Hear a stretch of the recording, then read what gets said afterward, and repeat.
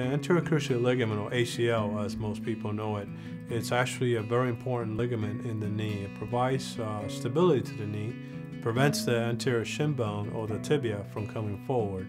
It also prevents the knee itself to rotate too much, and again provides it's one of the main stabilizers in the knee.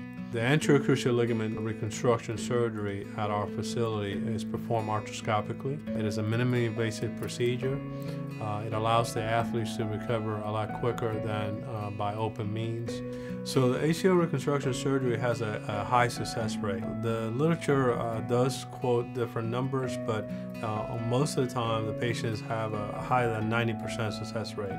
So recuperation time for ACL reconstruction surgery could be several months. You do have to undergo an extensive physical therapy program, which is quite important.